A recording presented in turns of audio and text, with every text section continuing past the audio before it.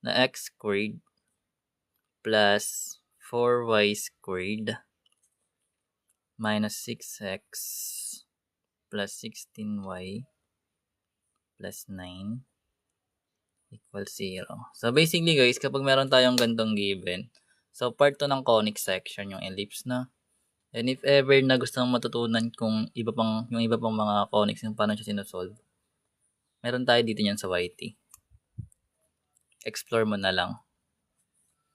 Anyway, so kunin natin yung center na itong ellipse natin. So basically, yung unang gagawin dito is pagkasamahin lang natin yung may variable na parehas. So meron tayo itong x squared. Tsaka meron tayo ditong negative 6x. So pagsamahin lang muna natin. Then plus yung 4y squared. Then meron tayong 16y. Then yung 9, lipat na natin sa kabila. Naging minus 9. Then after that guys, so ito pwede na rin ito makakuha yung perfect square trinomial niya using completing the square, di ba? So magkakaroon tayo ng b over 2 doon equals yung parenthesis squared equals yung blank para makuha natin dito. So which means yung x squared natin minus 6x, mag-add tayo doon ng blank para maging perfect square trinomial siya. So ngayon, yung b natin dito is itong negative 6. Kasama yung operation, no? So kung may minus doon, ibig sabihin negative 6 siya. Kung plus 6, edi 6 yung magiging b natin. So kung meron tayong negative 6 divide 2, magiging negative 3. So lalagay natin dito yung negative 3. Then i-squared natin yung negative 3, magiging 9 yun. So dahil naglagay tayo ng 9 sa may blank, lalagyan din natin to ng 9.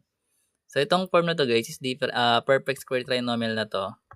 Then mamaya pwede na natin yan makuha yung factored form niya. So meron tayo ditong 4y squared plus 16y. So ito guys, pag may gantong given, kailangan natin ilabas muna yung 4 para yung y squared na lang yung matitira sa loob ng parenthesis. So pag nilabas natin dun yung 4, pinactor out natin, etong 4y squared magiging y squared na lang. Then yung 16y divide 4, magiging 4. So magkakaroon tayo ng 4 doon. Y. Then plus blank. Ito yung completing the square natin siya mamaya.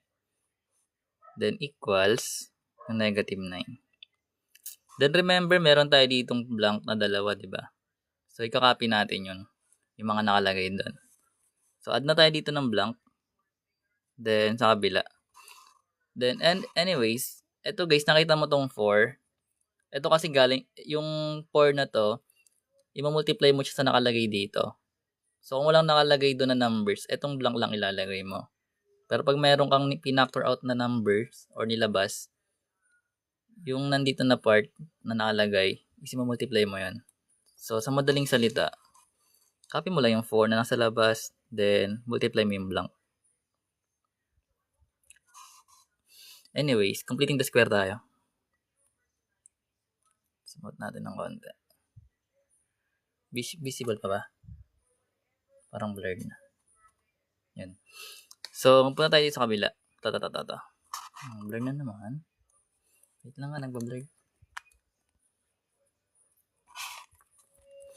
So, yun. So, lagay tayo ng b over 2 ulit. Then equals yung parenthesis squared equals yung blank. Ito para to dito sa y. So, yung y, yung b natin sa part na to is yung 4. Kasi siya yung katabi ng variable y natin. So, meron tayong 4 divide 2. Magiging 2 yun. Then, pag tinu-squared natin, magiging 4. So, dahil naglagay tayo doon ng 4, maganda dito ng 4. Tsaka 4 din dito. Then, itong blank dito, itong ilalagay natin yung 9. Ganyan siya ginagawa. So, ngayon, pwede mo na yung simplify. So, magkakaroon tayo dito, guys. Sabi natin kanina, ito is perfect square trinomial. Though, yung factored form niya madali lang. So, kung ano yung nakalagay dito na part sa parentheses, yun yung magiging partner ng variable x. So, lagay mo lang yung x. Then, dahil naka-minus 3 yun, minus 3 din, squared mo lang. Then, plus, yung 4, copy lang. Yung y, yung nakalagay doon is 2. So, magka-plus 2 ka lang doon. Kasi positive siya. Then, squared mo na. Then, sa kabilang side naman, integers na lang yan. Madali na lang yan. So, ito, ano magiging sagot? Kung meron ka negative 9 plus 9 plus 4 times 4, ano magiging sagot doon? Wala. Sagot na. Dali. Maganda may sumasagot eh. Yan. So, magiging 16. That's correct. So, ngayon, eto kasi okay na to kasi makukuha na natin yung sender.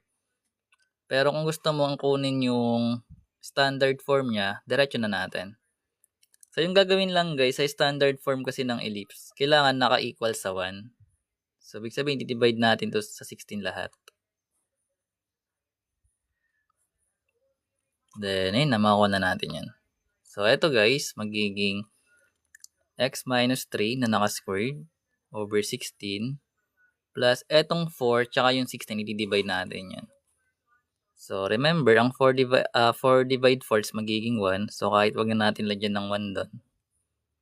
Then, yung 16 divide 4 magiging 4. Then, yung 16 divide 16 magiging 1. So, ito yung magiging standard form ng ellipse natin. And, kung gusto mo kunin yung center, total center yung pinapahanap doon. Sabi natin, dati, na yung center ng ellipse is naka-form siya ng HK, di ba? Kapag wala sa origin. Wherein yung H is associated siya sa X, yung katabi ng X. Then yung K natin is yung sa Y. So, ibig sabihin, yung magiging center dito guys, is, palit naman ito ng sign. Kumbaga, kung minus 3 siya, magiging positive yun.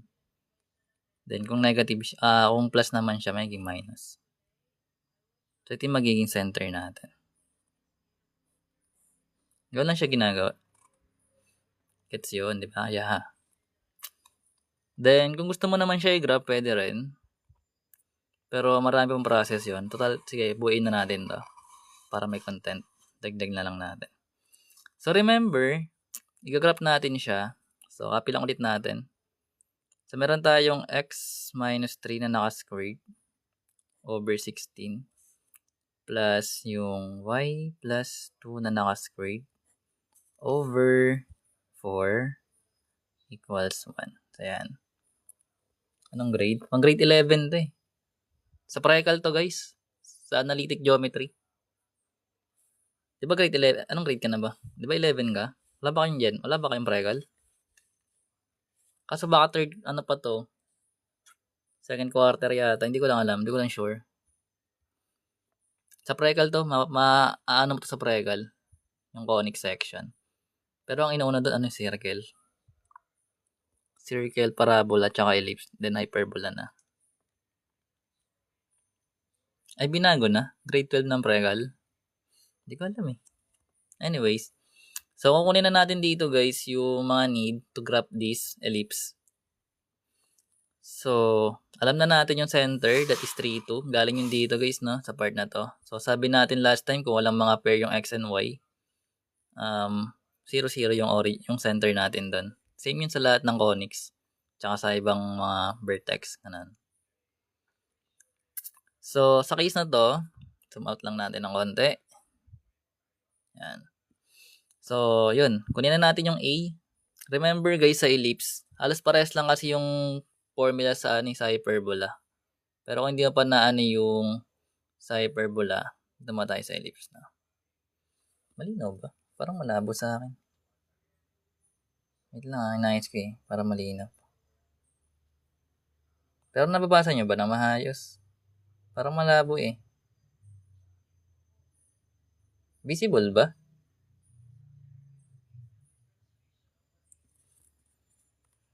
Namadamot ako yata eh. Anyways, balik tayo dito. So, yung sa ellipse, meron tayong A is greater than B lagi. So, lagi siyang ganyan. So, ganyan, di ba? So, ibig sabihin guys, kung ano yung malaki sa denominator mo, siya yung magiging A. Pero kailangan, A square root mo yan. So, magkakaroon, yung format kasi sa ellipse, yung standard form niya is naka A squared yan, tas B squared. So, ibig sabihin, magkakaroon tayo ng A squared equals 16. Then, yung B squared natin, magiging 4. Then, i-square root mo siya. So, pag ni-square root natin to, makakuha tayo ng plus minus 4. Then, yung kabila naman is makakuha tayo ng plus minus 2. Ganyan siya ginagawa. Then, yan. Pero kailangan pa natin kunin yung C, yung foci. So, para makuha naman yung foci, gamit lang tayo ng A squared minus B squared. So, copy natin yung C squared. Then, yung A squared natin is 16. Then, yung B squared natin is 4. So, makakuha tayo dito ng C squared equals 16 minus 4 is 12, di ba? Then, syempre, kailangan natin siya i-square root both sides para makuha natin yung C. Sorry. Wait lang.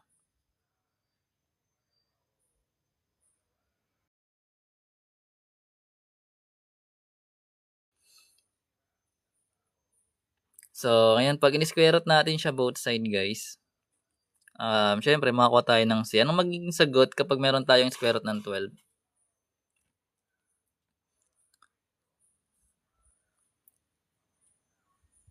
Matrix? Anong meron? Anong mas mahirap?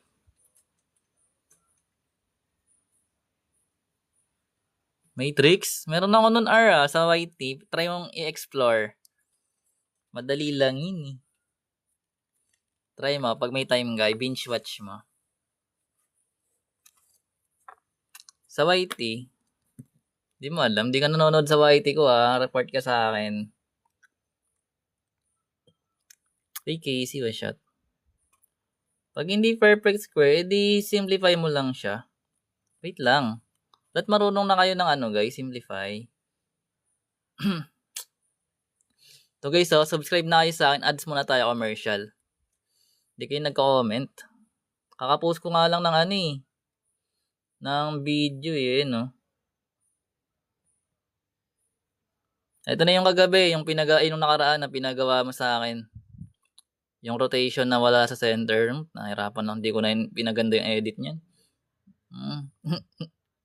Ayun na, pwede mo na i-binge watch ulit pag may time ka. Ito yung nakaraan guys, sa law of sines, tsaka cosines. Yan, explore nyo na lang. Marami yan guys. Then meron dyan mga playlist. If ever. Ito yung course. Ito yung courses. Andito yung matrix. Simulan mo dyan pinakauna.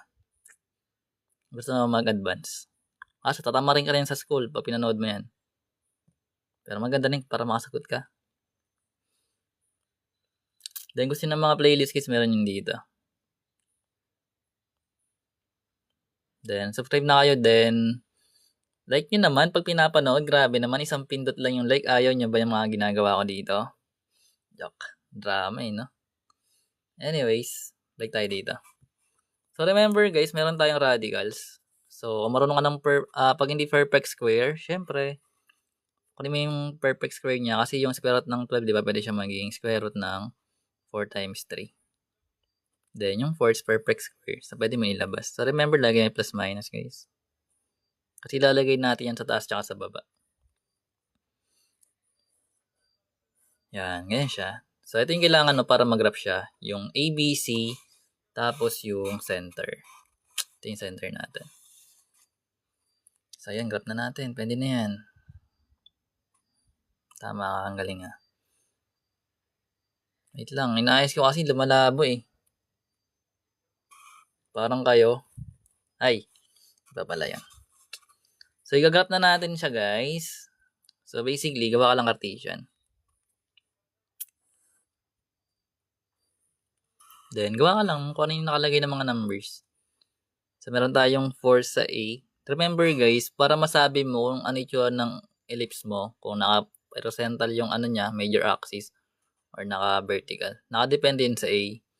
Or dito pala sa X. Kung kanino yung A, Kunyari dito, x minus 3. So, di ba yung a natin dito is yung 16, a squared. So, dahil under siya ng x, ibig sabihin, elongated siya pa horizontal.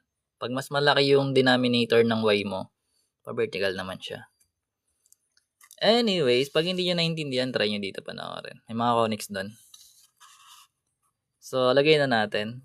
So, plug muna natin yung center. Yun lagi inuuna guys yung center. That is 3, negative 2. So, 3 units right. Then, 2 units down. So, ito yung magiging center natin. So, lagay natin yung C. Then, after that, lagay mo na yung A. So, dahil elongated siya horizontally, so, mag-move tayo from the center, 4 units left and right. So, move ka dito 4 units sa right ng center mo. So, 1, 2, 3, 4. Ito yung, let's say, vertex 1. Then, 4 units sa left naman.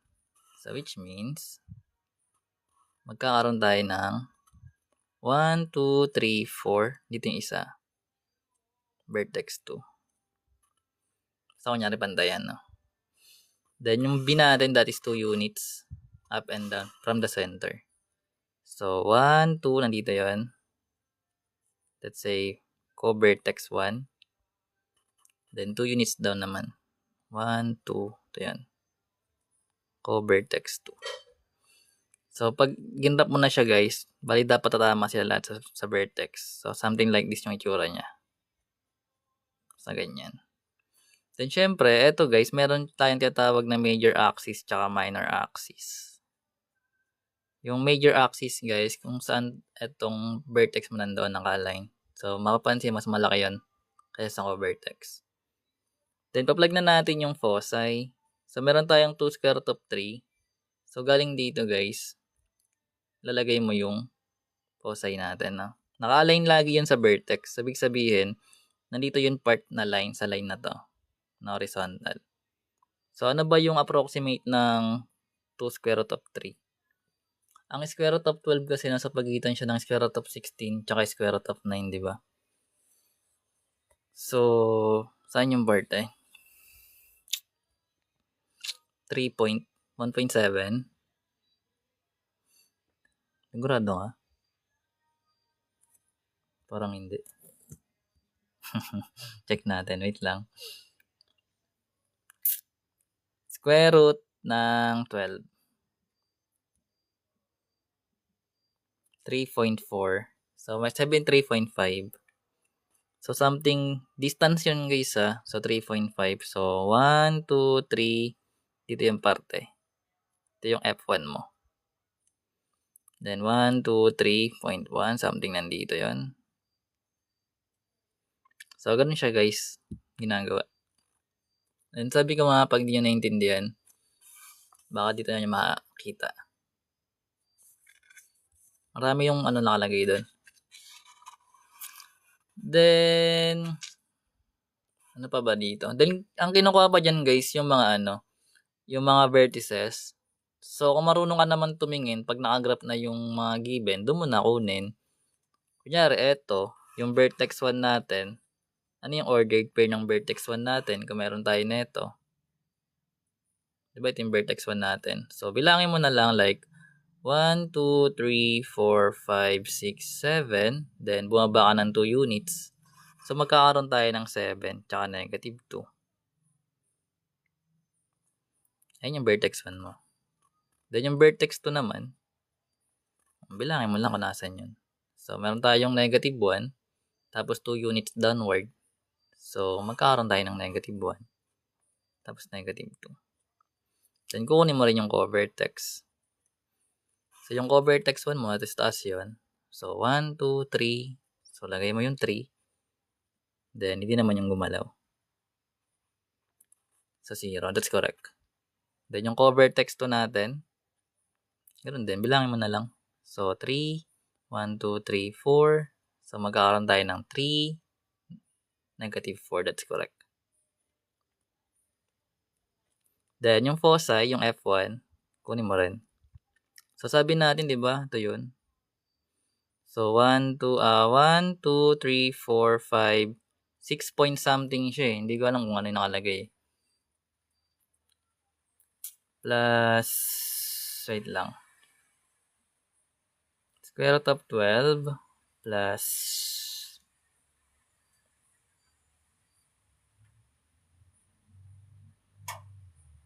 ano ba yun? Plus 3. 6.5. So, sabihin natin 6.5. 6.5. Or kung ayaw mo ilagay siya ng decimal, guys, pwede naman nakalagay ng square root. Like, lagay mo siya 3 plus 2 square root of 3. Pwede yung ganun. Pero gusto mo siya naka-decimal, pwede rin. So, 6.5, then 2 units downward. Then yung F2 naman. So, andito yung part.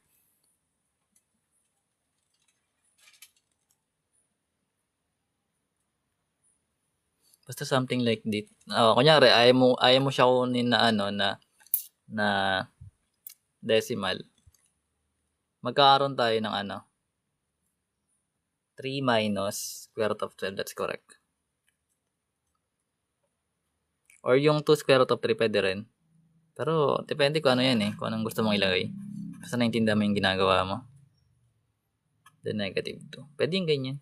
Pwedeng decimal, pwedeng naka-square root. Nakadepende kung paano mo siya isa-solve. Pero sabi ko nga guys, baka dito mo siya makakuha. Maraming bits dito. May mga may hyperbola, may circle, may mga GenMat din dyan. Pakita ko muna. Commercial muna para maintindihan. Subscribe na kayo. Ayaw nyo naman ako i-subscribe. Ayun no, malapit na ako mag 1K. Wait lang. Yung sa linear mo, tawag dito? Si Ace. Meron dito linear. Yan, tamad nga gumawa nun pero ginawan ko pa rin Then, yan dami-dami niyang pwedeng aralin dyan Meron din dito quadratic. Ito aralin mo to Ace na domain and range. Madali lang yan.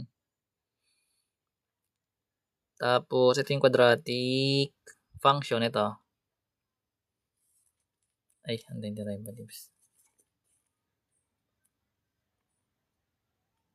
Ginagraph lang naman yan. Madali lang yan i-graph. Lalo na yung linear. Ito linear function. Madali lang na. Isa lang nga yan, Wait lang. Subscribe muna kayo dito. Wait lang mag-sindi lang katol. Ay, lola.